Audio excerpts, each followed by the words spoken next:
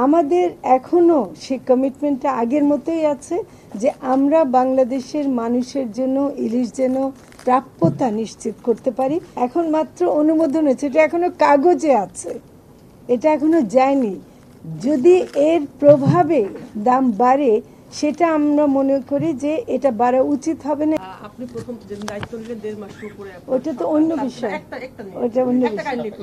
সেদিন থেকে আপনি মানুষকে, দেশের মানুষকে ইলিশ খাওয়ানোর বিষয়ে খুব কঠোর দৃঢ় কণ্ঠে বলেছেন, এখনো বলছি। হ্যাঁ এখনো বলছেন। কিন্তু গতকাল আমরা দেখেছি 3000 মেট্রিক টন ইলিশ ভারতে গিয়েছে এবং এটা শোনার পর বাজারে এসে দাম বেড়ে যাবে আর কি অনুমতি দেওয়া হয়েছে বাণিজ্য মন্ত্রণালয়। না আমার মনে হয় সঙ্গে সঙ্গে না কিছু জিনিস পরিষ্কার হওয়া দরকার। একটা হলো যে বিশ্বমানের থার্মিক্স রড, সালাম স্টিল থার্মিক্স, দেশের একমাত্র থার্মিক্স রড।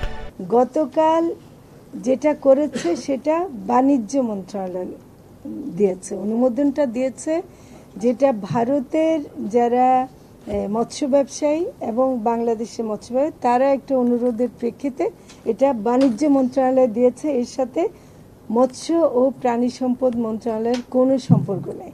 আমাদের এখনো সেই কমিটমেন্টটা আগের মতোই আছে যে আমরা বাংলাদেশের মানুষের জন্য ইলিশ যেন প্রাপ্যতা নিশ্চিত করতে পারি এবং একটা দাম, যেটা আপনারা বলছেন যে দাম বেড়ে গেছে ইমিডিয়েটলি, আমার মনে হয় যে এটা মিডিয়ার একটা বলার কারণে আরো বেড়ে যাচ্ছে। আপনারা সবাই এখনো মাছটা যায়নি, এখন মাত্র অনুমোদন হয়েছে, এটা এখনো কাগজে আছে, এটা এখনো যায়নি।